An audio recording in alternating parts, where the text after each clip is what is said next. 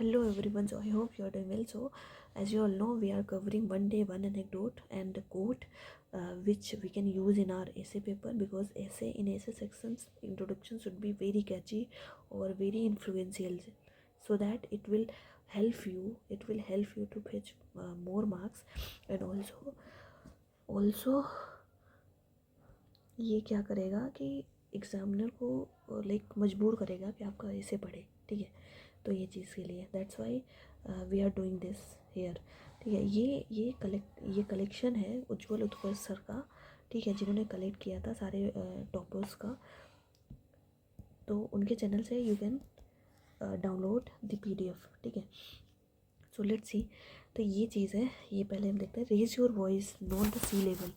तो सबसे पहले जब भी इन्वायरमेंट से रिलेटेड आ जाए, अब नॉट ओनली इन ऐसे section but in the GS3 paper या GS1 में डिज़ास्टर या जोग्राफी से रिलेटेड कुछ भी आ जाए इन्वायरमेंट से, और या फिर GS3 में डिज़ास्टर और इन्वायरमेंट का कुछ आ जाए, तो you can just right it in either in the intro और in the conclusion section.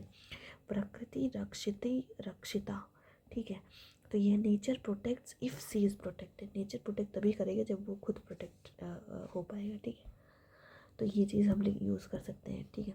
Next देखते हैं यहाँ पे, revisiting the ancient glory can it shape India's future. Ancient glory के बारे में है basically, our cultural heritage and all, ठीक है। तो let's see, past is the window of our future, ये नेल्सन मंडेला जी का कोट है, ठीक है। Argued that if a nation wants to achieve glory and world status, it must shed off its chains and embrace value of human life. Dayanand Saraswati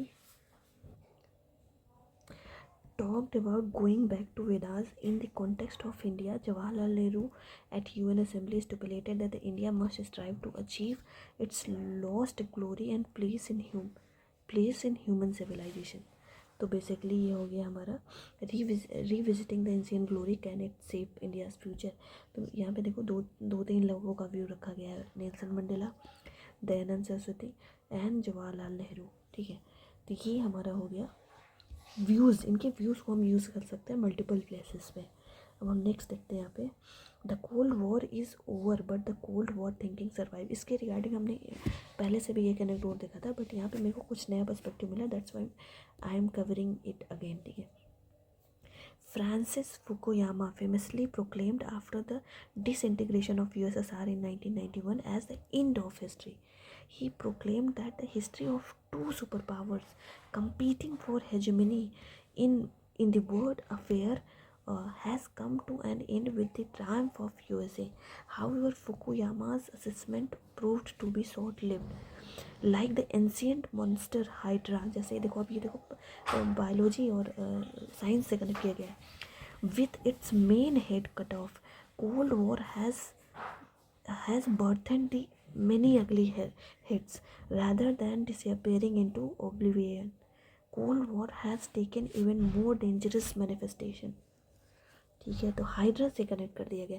अब इस hydra को you can connect from anything, ठीक है। जहाँ पे ऐसे तुमको कुछ ऐसे सर्कमस्टेंसेस बन जाते हैं जहाँ पे कि वो आपको लगता है कि कोल्ड वॉर या कोई भी चीज़ ख़त्म हो गई, बट नहीं, वो एग्जिस्ट कर रही है इन डिफरेंट वे, वहाँ से कनेक्ट कर दो हाइड्रा को। तो ये मेरे को अच्छा लगा था, that's why I am covering it here again. अब हम देख लेते हैं, is unity in diversity overrated in the Indian context. तो let's see, Jawaharlal Nehru in his book Discovery of India, उनकी फेमस किताब है, claimed that the India as a great civilization existed in spite of all disruptions and obstacles over the century because of its unique ability to blend unity and diversity. Sunil Khilani in his book The Idea of India has remarked that the very basic of India's survival until now is due to the idea of unity and diversity as opposed to the idea of Pakistan, which believes in the suppressing diversity and hence Pakistan's state of degeneration, ठीक है। तो basically यहाँ दो लोगों का connect किया गया, Sunil खिलानी and Jawaharlal Nehru को।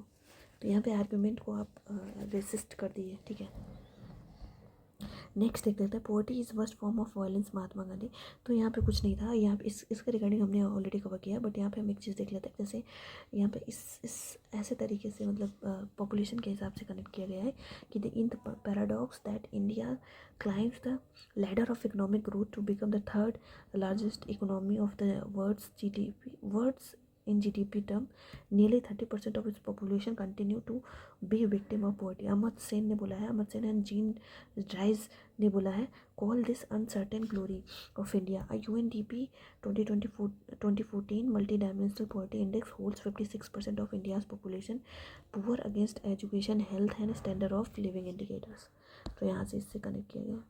अब नेक्स्ट देख लेते हैं यहाँ पे, true education that which proves useful in life and makes you industrious. तो यहाँ पे मेनली ये जो कोट है वो चीज़ इंपॉर्टेंट है। True education does not consist merely in acquiring of few facts of science, history, literature और art, but in the development of character. ये डेविड ओ मैके का कोट है। So the state of education in India at present unfortunately can't be called either useful or industrious. India may have made many strides in increasing its literacy rates from 18% independence के pre-independence 18% pre-independence to 76 at present. However, it has been unable to shake itself to moving from literacy to education. तो basically ये data important हो जाता है, 11% pre independence and 76% at present, ठीक है। और ये कोड हम यूज़ कर सकते हैं एजुकेशन से रिलेटेड, ठीक है। तो ये हो गया हमारा आज का एनेक्डोट। और एजुकेशन में बहुत सारे, एजुकेशन से रिगार्डिंग मैंने बहुत सारे कोड ऑलरेडी बताए हैं डिफरेंट वीडियो में, तो you can check it from the playlist. I have made separate playlist for this section named as essay validation, ठीक है। तो you can check it from the playlist itself. So see you next time guys, thank you.